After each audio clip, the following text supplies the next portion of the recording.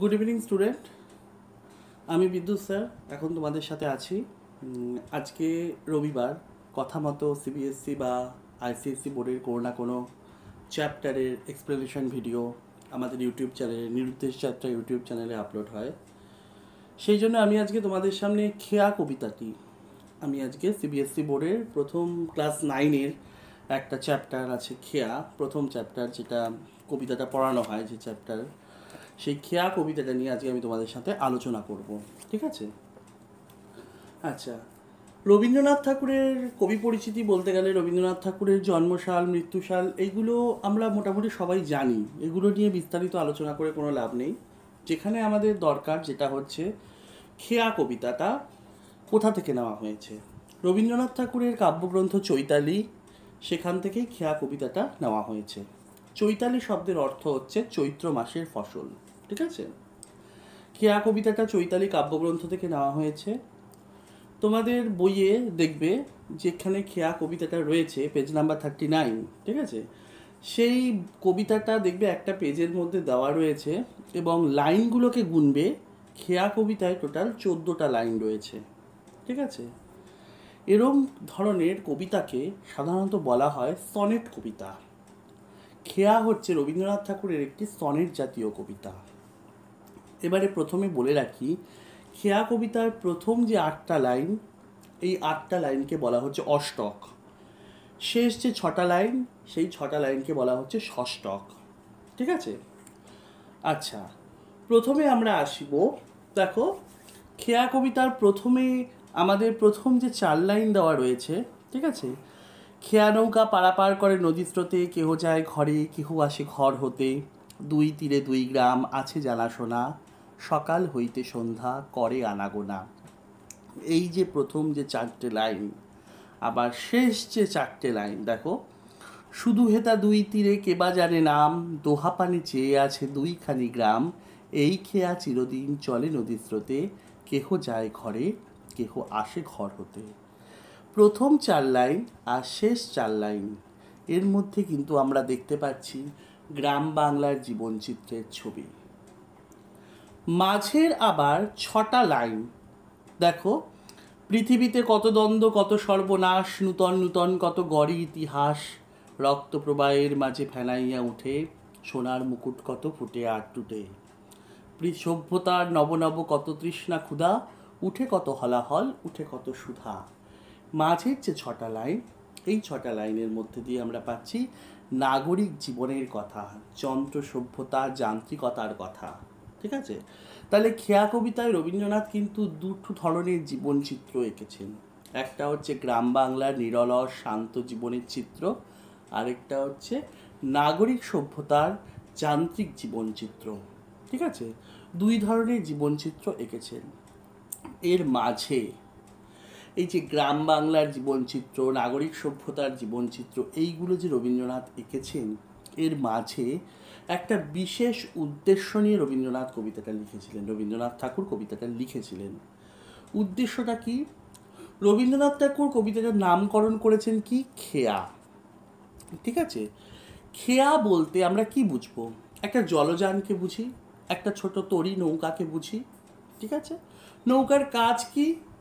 এক পার থেকে আরেক পারে যাওয়া, আবার আরেক পার থেকে এপারে চলে আসা, এই তো কাজ। এপারের মানুষকে অপর পারে নিয়ে যাওয়া এবং অপর পারের মানুষকে এপারে আবার নিয়ে আসা, এটাই হচ্ছে নৌকার কাজ, মানে খেয়ার কাজ। কিন্তু রবীন্দ্রনাথ খেয়া যে কথাটা, এই যে খেয়া যে শব্দটা, এটাকে কিন্তু একটা অন্য ব্যঞ্জনা দিয়েছেন, অন্য একটা অর্থে প্রয়োগ করেছেন কবিতায়। কবিতার মধ্যে প্রথমেই আমরা কি দেখতে পাচ্ছি দেখো, আমি ভেঙে ভেঙে বলছি প্রত্যেকটা জিনিস যাতে তোমাদের বুঝতে সুবিধা হয়। খেয়া কবিতার প্রথমে রবীন্দ্রনাথ ঠাকুর কী করে লিখেছেন? খেয়া নৌকা পারাপার করে নদী স্রোতে, কেহ যায় ঘরে কেহ আসে ঘর হতে। অর্থাৎ সাধারণভাবে আমরা কি বুঝতে পারছি? খেয়া নৌকা নদী স্রোতে পারাপার করে, তাই যে, মানে নদী স্রোতে এক এক পার থেকে আরেক পারে, অপর পার থেকে আবার এপারে যাতায়াত করে কে? খেয়া নৌকা। এর ফলে কি হচ্ছে? দুদিকে দুটো গ্রাম, মাঝখান দিয়ে একটা নদী চলে গেছে, সেই মাঝখানে যে নদীটা চলে গেছে সেই নদীতে খেয়া নৌকা এই গ্রামের মানুষকে অপর গ্রামে নিয়ে যাচ্ছে, আবার অপর গ্রামের মানুষকে এই গ্রামে নিয়ে যাচ্ছে। কেউ ঘরে যাচ্ছে, কাজ শেষ করে কেউ ঘরে ফিরে যাচ্ছে, আবার কেউ কাজের উদ্দেশ্যে ঘর থেকে অপর গ্রামে চলে আসছে কাজের উদ্দেশ্যে খেয়া নৌকায় চেপে। এটা খেয়া নৌকা সকাল থেকে সন্ধ্যা পর্যন্ত প্রতিদিন প্রতিনিয়ত এভাবে চলছে, এর শেষ নেই চলা। সকাল থেকে সন্ধ্যা পর্যন্ত এরকমভাবে আনাগোনা করছে, ঠিক আছে। এর ফলে কি তৈরি হচ্ছে? এপারের মানুষ অপর পারে যাচ্ছে, অপর পারের মানুষ এপারে আসছে। দুটো গ্রামের মধ্যে জানাশোনার সম্পর্ক তৈরি হচ্ছে, চেনা জানার সম্পর্ক তৈরি হচ্ছে। এপারের মানুষ অপর পারের মানুষদের চিনছে জানছে, অপর পারের মানুষেরাও এপারের মানুষদের চিনছে জানছে, অর্থাৎ একটা চেনা জানার সম্পর্ক তৈরি হচ্ছে। দুটো গ্রাম, ঠিক আছে, দুটো গ্রাম দুদিকে বিভক্ত, মাঝখানে কিসের দ্বারা বিভক্ত? একটা নদীর দ্বারা বিভক্ত। সেই নদীটার মধ্যে দিয়ে কে যাতায়াত করছে? খেয়া নৌকা যাতায়াত করছে, ঠিক আছে। কিন্তু এটা হচ্ছে গ্রাম বাংলার একটা সাধারণ জীবনচিত্র। গ্রাম বাংলায় দেখা যায় দুটো গ্রামের মাঝে একটা খেয়া নৌকা যাতায়াত করছে, ঠিক আছে। দুটো গ্রামের মানুষের মধ্যে খেয়া নৌকাটায় যাতায়াতের মাধ্যমে কি তৈরি করছে? একটা যোগাযোগের সম্পর্ক, জানাশোনার সম্পর্ক তৈরি করছে। এটা হচ্ছে গিয়ে গ্রাম বাংলার সরল সাধারণ নিরলস জীবনের ছবি এখানে ফুটে উঠেছে। কিন্তু এর অন্তরালে রবীন্দ্রনাথ ঠাকুর কিন্তু আরেকটাও চিন্তাভাবনা লিখেছেন, যে খেয়া নৌকা এখানে কিন্তু শুধুমাত্র একটা জলযান হিসেবে চিহ্নিত করেননি, অর্থাৎ নদী পারাপারের একটা মাধ্যম, নদী পারাপারের একটা জলযান হিসেবে কিন্তু খেয়া নৌকাকে এখানে উনি চিহ্নিত করেননি। খেয়া কথাটার মধ্যে দিয়ে রবীন্দ্রনাথ জন্ম আর মৃত্যুর মধ্যবর্তী জীবন প্রবাহটাকে বুঝিয়েছেন। কিভাবে বুঝিয়েছেন সেটা একটা বক্তব্যের বিষয়, ঠিক আছে, বলছি। খেয়া বলতে কি বললাম? খেয়া বলতে রবীন্দ্রনাথ জন্ম এবং মৃত্যুর মধ্যবর্তী জীবনের যে প্রবাহ, এই প্রবাহটাকে রবীন্দ্রনাথ ঠাকুর চিহ্নিত করেছেন। এই যে খেয়া কবিতার প্রথম 4টে লাইন আর শেষ 4টে লাইন প্রথমে যে আমি পড়লাম, এই যে খেয়া কবিতার প্রথম আর শেষ 4টে লাইনের মধ্যে একটা বিশেষ ব্যঞ্জনার ভাব নিহিত রয়েছে। রবীন্দ্রনাথ ঠাকুর, আমি আরেকবার পড়ছি প্রথম 4টে লাইন আর শেষ 4টে লাইন, একটু ভালো করে শোনো। খেয়া নৌকা পারাপার করে নদী স্রোতে, কেহ যায় ঘরে কেহ আসে ঘর হতে, দুই তীরে দুই গ্রাম আছে জানাশোনা, সকাল হইতে সন্ধ্যা করে আনাগোনা। অর্থাৎ খেয়া নৌকাটা দুটো গ্রামের মধ্যে একটা যোগাযোগের মাধ্যম তৈরি করেছে। দুটো গ্রামের মানুষ এই খেয়া নৌকায় চেপে কেউ ঘর থেকে কাজের সূত্রে বাইরে যাচ্ছে এবং কাজ মিটিয়ে কেউ আবার ঘরে ফিরে আসছে, ঠিক আছে। কবিতা শেষে গিয়ে কি বলেছে? শুধু হেতা দুই তীরে কেবা জানে নাম, দোহা পানে চেয়ে আছে দুইখানি গ্রাম। অর্থাৎ মানে নদীর দুটো তীরে দুটো গ্রাম, কেউ কারোর নাম জানে না। শুধু হেতা দুই তীরে কেবা জানে নাম, কেউ কারোর নাম জানে না। দুটো গ্রামের দিকে চেয়ে আছে, দোহা পানে চেয়ে আছে দুইখানি গ্রাম। আর এই গ্রামের মধ্যে কি হচ্ছে? এই খেয়া চিরদিন চলে নদী স্রোতে, এই খেয়া নৌকাটা চিরকাল নদী স্রোতে যাতায়াত করছে। কেউ ঘরে যাচ্ছে, আবার কেউ ঘর থেকে ফিরে আসছে। এই যে জিনিসটা প্রথম 4টে লাইন আর শেষ 4টে লাইন, এর মাঝে আমি কিছুক্ষণ আগেই বললাম রবীন্দ্রনাথ ঠাকুর খেয়া শব্দটিকে একটা অন্য অর্থে প্রয়োগ করেছেন। এখানে শুধু খেয়া নয়, ঘর কথাটার একটা ব্যঞ্জনা আছে, ঠিক আছে। ঘর কথাটাকেও রবীন্দ্রনাথ ঠাকুর কিন্তু একটা অন্য অর্থে ব্যবহার করেছেন। কিভাবে সেটা দেখছি, দেখো। খেয়া বলতে কি বললাম? রবীন্দ্রনাথ ঠাকুর বলেছেন মানুষের জন্ম এবং মৃত্যুর মধ্যবর্তী জীবন প্রবাহকে বলে বুঝিয়েছেন, ঠিক আছে। মানুষ জন্মের হাত ধরে পৃথিবীতে আসে, অর্থাৎ সে ঘর থেকে বাইরে বের হয়। সারা জীবন ধরে মানুষটা জীবন সংগ্রামে লিপ্ত থাকে, অর্থাৎ জন্ম থেকে মৃত্যু না হওয়া পর্যন্ত মানুষের যে জীবন সংগ্রাম, এই জীবন সংগ্রাম সারা মানুষ যে জন্মের পর থেকে মানুষ যে মৃত্যু অবধি যাওয়া পর্যন্ত মাঝে যেটুকু সময় যা যা করে যায়, যা যা কাজ করে যায়, তখন কিন্তু মানুষ খেয়ায় চেপে যাত্রা করছে, অর্থাৎ জীবন তড়িতে চেপে যাত্রা করছে, ঠিক আছে। আবার মৃত্যুর হাত ধরে মানুষ কোথায় ফিরে যাচ্ছে? চিরকালের আবাস ভূমিতে, অর্থাৎ ঘরে ফিরে যাচ্ছে। বোঝাতে পারলাম? এই চিত্রটাকেই রবীন্দ্রনাথ খেয়া কবিতার অন্তরালে দেখাতে চেয়েছেন। অর্থাৎ জন্মের হাত ধরে মানুষ পৃথিবীতে আসে, সমগ্র জীবন ধরে সে জীবন সংগ্রামে লিপ্ত থাকে। মানুষের জীবনে মৃত্যু কখন কিভাবে আসবে কেউ জানে না, অর্থাৎ কেউ কাউকে চেনে না। জন্ম জানে না মৃত্যু কিভাবে আসে, মৃত্যুও জানে না তার জন্ম কিভাবে হবে, কেউ কিন্তু কিছু বোঝে না। কিন্তু যেমন ঠিক দুটো গ্রামের দিকে চেয়ে আছে, জন্মও কিন্তু চেয়ে আছে মৃত্যুর দিকে। মানুষ জন্মের হাত ধরে পৃথিবীতে আসছে, প্রত্যেক দিন মানুষ কাজের প্রয়োজনে ঘর থেকে বেরোচ্ছে, সারাদিন ধরে সে কাজ করছে। জন্মের পর মানুষ জীবন সংগ্রামে লিপ্ত থাকছে, জীবন তরিতে সে যাত্রা করছে, জীবন খেয়ায় চেপে সে যাত্রা করছে। যাত্রা শেষ হলে সে আবার খেয়ায় চেপে কোথায় ফিরে যাচ্ছে, তার নিজের চিরকালের আবাসভূমিতে, অর্থাৎ ঘরে ফিরে যাচ্ছে। অর্থাৎ কাজ শেষ করে প্রত্যেকটা মানুষ ঘরে ফিরে আসে, খেয়ায় চেপেই সে আবার তার ঘরে ফিরে আসছে। এই চিত্রটাকে রবীন্দ্রনাথ ঠাকুর বোঝানোর চেষ্টা করেছেন। মানুষ জীবন সংগ্রামে নানান সমস্যা, নানান কিছুর মুখোমুখি হয়। কত কিছু, কত সমস্যা জীবনে আসে আবার চলে যায়, কখনো ভালো, কখনো মন্দ, কখনো কত কিছুর মানুষ জীবন সংগ্রামে মুখোমুখি হয়। তবুও এই যে গতি, এই যে চক্রটা, জন্মের হাত ধরে মানুষের পৃথিবীতে আসা, মৃত্যুর হাত ধরে মানুষের পৃথিবী থেকে চলে যাওয়া, চিরকালের আবাসভূমিতে এই যে মাঝে যে জীবন খেয়ায় চেপে যাত্রা করাটা, এটা আদি অনন্ত কাল ধরে চলতে থাকে।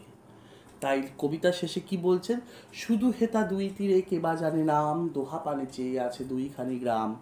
জন্ম কিন্তু মৃত্যুর পানে চেয়ে আছে, মৃত্যুও আবার জন্মের প্রাণে চেয়ে আছে। যে জন্ম নিচ্ছে সে কিন্তু জানে না তার কিভাবে মৃত্যু হবে। এই জন্য দুটো গ্রামকে কিন্তু চেনে না, জানে না। জন্ম মৃত্যুকে চেনে না, মৃত্যুও জন্মকে চেনে না। দোহা পানে কিন্তু দুজনের দিকে চেয়ে থাকে। দোহা পানে চেয়ে আছে দুইখানি গ্রাম, মাঝে কি আদি অনন্তকাল ধরে খেয়া নৌকা যাতায়াত করছে, কাউকে ঘর থেকে বাইরে নিয়ে আসছে, জন্মের হাত ধরে পৃথিবীতে নিয়ে আসছে, সারা দিন ধরে যাত্রা করে, সারা সময় ধরে, সারা জীবন ধরে সে যাত্রা করে মৃত্যুর হাত ধরে আবার চিরকালের আবাসভূমিতে ফিরে যাচ্ছে। কেহ যায় ঘরে, কেহ আসে ঘর হতে। বোঝাতে পারলাম? এই যে প্রথম চারটে লাইন আর শেষ চারটে লাইনে যে গ্রাম জীবনের চিত্রটা রবীন্দ্রনাথ তুলে ধরেছেন, এর অন্তরালে রয়েছে কিন্তু মানব জীবনের নিগুড় সত্য। ঘর বলতে রবীন্দ্রনাথ চিরকালের আবাসভূমিকে বুঝিয়েছেন। ঘর কথাটার একটা বিশেষ ব্যঞ্জনা আছে। ঘর বলতে কিন্তু রবীন্দ্রনাথ ঠাকুর একটা মানুষের চিরকালের আবাসভূমিকে বুঝিয়েছেন। ঠিক আছে? কবিতার মাঝখানে যে ছটা লাইন রবীন্দ্রনাথ ঠাকুর লিখেছেন, পৃথিবীতে কত দ্বন্দ্ব, কত সর্বনাশ। আমি কি বললাম, এর অন্তরালে নাগরিক জীবনের একটা যান্ত্রিক সভ্যতার ছবিকে রবীন্দ্রনাথ ঠাকুর তুলে ধরেছেন। নাগরিক জীবনযাত্রার ছবি, অর্থাৎ মানুষের জীবনের চলার পথে, নগর জীবনে মানুষের জীবনে চলার পথে নানান সমস্যা, নানান ঘটনার মুখোমুখি হয়। একটা মানুষের চরিত্র, একটা মানুষের মধ্যে নানান রকম গুণ সমাবেশ ঘটে। মানুষের চাহিদা, চাওয়া পাওয়া, আকাঙ্ক্ষা, কোনো কিছুর কিন্তু জীবনের শেষ নেই। লোভ, লালসা, সমস্ত কিছু প্রত্যেকটা মানুষকেই কিন্তু ঘিরে থাকে, কারোর মধ্যে কম, কারোর মধ্যে বেশি। আমরা বলতে পারি না আমি নির্লোভ, আমি বলতে পারি না আমার চাওয়া পাওয়া নেই। এইগুলো থেকেই কিন্তু একটা মানুষের সঙ্গে আরেকটা মানুষের, একটা গোষ্ঠীর সঙ্গে আরেকটা গোষ্ঠীর, একটা সমাজের সঙ্গে আরেকটা সমাজের কী তৈরি হয়? দ্বন্দ্ব, সংঘাত। এটা কিন্তু আদি অনন্তকাল ধরে চলছে।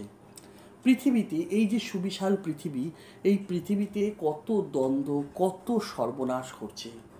দ্বন্দ্ব মানে ঝগড়া, কোনো কিছু নিয়ে, কোনো কি 19-20 কোনো কিছু নিয়ে, প্রত্যেকটা কিছুর মধ্যেই কত দ্বন্দ্ব রয়েছে। সমস্ত কিছুকে যদি আমরা ওভারঅল দেখি, পৃথিবীর মধ্যে কত ছোট ছোট জিনিস নিয়ে, কত বড় বড় জিনিস নিয়ে কত দ্বন্দ্ব। এই দ্বন্দ্বের ফলে কি হচ্ছে? মানুষের সর্বনাশ হচ্ছে। সর্বনাশ মানে সব কিছুর বিনাশ। কত দ্বন্দ্ব, কত সর্বনাশ। এবং এই যে দ্বন্দ্ব, এই যে সর্বনাশ, এইগুলো হলে কি হচ্ছে? এগুলো হয়ে কি সব একটা সভ্যতা বা একটা কিছু শেষ হয়ে যাচ্ছে? না, এর ভেতর থেকেই আবার নতুন নতুন কত ইতিহাস গড়ে উঠছে। এই যে মানুষের মধ্যে যে কত দ্বন্দ্ব, কত সর্বনাশ, মানুষের মধ্যে যে মারামারি, কাটাকাটি, লোভ, লালসা, ঝগড়া ঝাঁটি, এই যে মানুষের মধ্যে যেগুলো চলছে, এইগুলোর ফলে কোনো মানুষের সর্বনাশ হচ্ছে এবং তার থেকেই আবার নতুন নতুন কত ইতিহাস গড়ে উঠছে। এগুলোই থেকে যাচ্ছে, এর থেকেই আবার কত ইতিহাস গড়ে উঠছে, এগুলোই ইতিহাসের পাতায় দিনের পর দিন লেখা হচ্ছে। মানুষের মধ্যে কাটাকাটি, মারামারি, এর ফলে যে রক্তস্রোত, রক্তপ্রবাহ, রক্তধারা বয়ে চলেছে, এর ফলে কি হচ্ছে, রক্ত প্রবাহের মাঝে ফেনাইয়া উঠে সোনার মুকুট কত ফুটে আর ফুটে। অর্থাৎ এই যে কাটাকাটি, মারামারি, হানাহানি, এই সময়ের ফলে কি হচ্ছে, কারোর মাথা থেকে সোনার মুকুট খসে পড়ে যাচ্ছে, কোনো রাজা দরিদ্র হয়ে যাচ্ছে, আবার কারোর মাথায় নতুন সোনার মুকুট চেপে বসছে, কেউ ধনী হয়ে উঠছে। অর্থাৎ মানুষের হিংসা, মানুষের লালসা, মানুষের লোভের অন্ত নেই, মানুষের চাওয়া পাওয়ার অন্ত নেই। কে না চায় আমি ভালো থাকবো, আমি ভালো ঘুরবো, আমি ভালো খাবো, হ্যাঁ, একে সে ভালো রয়েছে, আমি ভালো নই, তার জায়গাটা আমাকে পেতে হবে। এই থেকেই তো মানুষের মধ্যে চাওয়া পাওয়া, লোভ লালসার সৃষ্টি, না? এর ফলে কি হচ্ছে, মানুষের মধ্যে কাটাকাটি, মারামারি, লোভ লালসা, এর ফলে কি হচ্ছে, কারোর একটা মানে মাথা থেকে সোনার মুকুট খসে পড়ছে, অর্থাৎ তার সর্বনাশ হচ্ছে, তার সমস্ত কিছু নষ্ট হয়ে যাচ্ছে, আবার কেউ একটা সমস্ত কিছু ফিরে পাচ্ছে এবং সোনার মুকুট মাথায় চেপে বসছে। কখনো কারোর ক্ষতি হচ্ছে, আবার কখনো কারোর উন্নতি হচ্ছে। ঠিক আছে, ভালো মন্দ সব মিশিয়েই রয়েছে। সভ্যতার নব নব কত তৃষ্ণা ক্ষুধা। সভ্যতা, এই যে মানব সভ্যতার কথা বলেছে, যান্ত্রিক সভ্যতার কথা বলেছেন কবি এখানে। সভ্যতার নতুন নতুন চাহিদা, প্রত্যেকটা সভ্যতার নতুন নতুন চাহিদা, কত তৃষ্ণা, কত ক্ষুধা। তৃষ্ণা বলতে লোভকে বুঝিয়েছেন, ক্ষুধা বলতে লালসাকে বুঝিয়েছেন, লোভ লালসা চাওয়া পাওয়া এগুলোকে বুঝিয়েছেন। কত তৃষ্ণা, কত ক্ষুধা, আমাকে পেতেই হবে, আমাকে ওটা নিতেই হবে। ঠিক আছে, সভ্যতার নবনব কত তৃষ্ণা ক্ষুধা, এর মধ্যে দিয়ে মানুষের জীবনের চাওয়া পাওয়া, লোভ লালসাকে কিন্তু রবীন্দ্রনাথ ঠাকুর বুঝিয়েছেন। এই যে চাওয়া পাওয়া, লোভ লালসা মানুষের, এইগুলো চরিতার্থ করতে গিয়ে কি হচ্ছে, কখনো মানুষের জীবনে উঠে কত হলাহল, কখনো বিষ উঠে আসছে, উঠে কত সুধা, আবার কখনো অমৃত হয়ে যাচ্ছে। কেউ এই সমস্ত চরিতার্থ করতে গিয়ে জীবনটাকে সুন্দর করে তৈরি করে ফেলছে, কেউ আবার জীবনটাকে বিষময় করে তুলছে, বিষ জ্বালায় জর্জরিত হয়ে যাচ্ছে, সর্বনাশ ডেকে আনছে জীবনে। অর্থাৎ নাগরিক জীবনের এই যে উন্নাসিকতার ছবি, এই যে করাল একটা কালো ছবি, এই যে ভয়ঙ্কর জীবনযাত্রার ছবি রবীন্দ্রনাথ ঠাকুর তুলে ধরেছেন, এটা কিন্তু আমাদের জীবনের মাঝে, আমাদের জন্মের পর মৃত্যু অবধি যাওয়া পর্যন্ত মাঝে যে যাত্রাপথ, সেই যাত্রাপথেই ঘটে। এই যাত্রাপথের মধ্যেই কিন্তু এরকম জীবনযাত্রার অনেক ঘটনার সম্মুখীন হয়। প্রথমত মানুষের লোভ লালসা, হিংসা, চাওয়া পাওয়ার অন্তহীন। মানুষ চায় অজানাকে জানতে, অচেনাকে চিনতে, নতুন নতুন অভিজ্ঞতা অর্জন করতে, ভালো কিছু দেখতে, ভালো কিছু পেতে। এটা মানুষের চিরাচরিত স্বভাব। নির্লোভ মানুষ পৃথিবীতে নেই, লোভ নেই এমন কোনো মানুষ হয় না। সেই লোভ লালসা চরিতার্থ করতে গিয়ে কিন্তু মানুষ নিজের কখনো সর্বনাশ করছে, আবার নিজের জীবনে কিন্তু নিজের উদ্দেশ্যকে সিদ্ধ করতে গিয়ে নিজের জীবনে একটা সুনাম নিয়ে আসছে, অর্থাৎ ভালো সময়কে ডেকে নিয়ে আসছে। ঠিক আছে, এর ফলে কি হচ্ছে, মানুষ দ্বন্দ্ব সংঘাতে লিপ্ত হচ্ছে, ডেকে আনছে দ্বন্দ্ব সংঘাত, মারামারি কাটাকাটি করে মানুষ নিজের জীবনেই কি ডেকে আনছে, কখনো সর্বনাশ ডেকে আনছে। এগুলো কোথায় লিপিবদ্ধ হয়ে যাচ্ছে, ইতিহাসের পাতায় নতুন নতুন করে ইতিহাস তৈরি হচ্ছে। এই যে মারামারি কাটাকাটির ফলে যে রক্ত প্রবাহ, এগুলোর মধ্যে দিয়ে ফেনিয়ে উঠছে কি, কখনো যেমন এই রক্তস্রোতের মধ্যে যে মারামারি কাটাকাটি, এর ফলে যে এত মানুষের মৃত্যু, এত মানুষের কষ্ট বেদনা, এর মাঝে দিয়ে কখনো কারোর মাথায় সোনার মুকুট চেপে উঠছে, অর্থাৎ সে ধনী হয়ে যাচ্ছে, কখনো কারোর মাথা থেকে সোনার মুকুট খসে পড়ছে। কোনো সাম্রাজ্যের উত্থান ঘটছে, কোনো সাম্রাজ্যের পতন ঘটছে, কোনো রাজা শিরোপা পাচ্ছে, কোনো রাজার মাথা থেকে মুকুট খসে পড়ে যাচ্ছে। এই যে মানব সভ্যতা, জীবন সভ্যতা, এই সভ্যতার যে নতুন নতুন চাওয়া পাওয়া, আশা আকাঙ্ক্ষা, যে সভ্যতার নব নব তৃষ্ণা ক্ষুধা, এর থেকে কী জন্ম নিচ্ছে? এইগুলো চরিতার্থ করতে গিয়ে কারা চরিতার্থ করছে? মানুষই চরিতার্থ করছে। চরিতার্থ করতে গিয়ে কখনো হলাহল উঠে আসছে, অর্থাৎ বিষ হয়ে আসছে মানুষের জীবনটা, আবার কখনো অমৃত সুন্দর হয়ে যেতে পারে কখনো জীবনটা। রবীন্দ্রনাথ ঠাকুর এটাই বুঝিয়েছেন। এই যে নাগরিক জীবনের এরকম একটা ভয়ঙ্কর জীবনযাত্রার ছবি, না যান্ত্রিক সভ্যতার ছবি, এটা নগর জীবনে সম্ভব। কিন্তু এই নগর জীবনের ছায়া কিন্তু গ্রাম বাংলার নিরলস শান্ত স্নিগ্ধ পরিবেশে এসে পড়ে না। সেখানে কিন্তু দুটো নৌকো, যেখানে কিন্তু দুটো গ্রাম আজও অপলকভাবে একে অপরের দিকে চেয়ে থাকে। শুধু হেতা দুই তীরে কে বা জানে নাম, দুটো গ্রাম কেউ কারোর নাম জানে না, একে অপরের দিকে আজও চেয়ে আছে, দোহা পানে চেয়ে আছে দুইখানি গ্রাম। সেই গ্রামের দুটো গ্রামের মধ্যে যোগাযোগের মাধ্যম তৈরিকারী সেই খেয়া নৌকাটি আদি অনন্তকাল ধরে যাতায়াত করে। এপারের গ্রামের মানুষকে অপর পারে নিয়ে যাচ্ছে, অপরের পারের গ্রামের মানুষকে এপারে নিয়ে আসছে। এই খেয়া চিরদিন চলে নদী স্রোতে। যেরকমভাবে জন্মের হাত ধরে মানুষ পৃথিবীতে আসে, খেয়ায় চেপে জীবন তরিতে চেপে যাত্রা করার পর একদম শেষে কোথায় ফিরে যায়? চিরকালের আবাসভূমিতে, অর্থাৎ ঘরে ফিরে যায়। ঠিক কেহ যায় ঘরে, কেহ আসে ঘর হতে। আশা করি কবিতাটা বুঝতে পেরেছ। আমি প্রত্যেকটা অর্থ ভেঙে ভেঙে বোঝালাম, প্রত্যেকটা কথা রবীন্দ্রনাথ ঠাকুর কি বলতে চেয়েছেন খেয়া কবিতার অন্তরালে সেটা বলে বুঝিয়ে দিলাম। খেয়া কবিতাটি নেওয়া হয়েছে চৈতালি কাব্যগ্রন্থ থেকে। আবারও বলছি, চৈতালি শব্দের অর্থ হচ্ছে চৈত্র মাসের ফসল। অনেক সময় 1 নম্বরের প্রশ্ন আসে। খেয়া কবিতাটা একটা বিস্তারিত আলোচনা আমি করে দিলাম তোমাদের সাথে আজকে।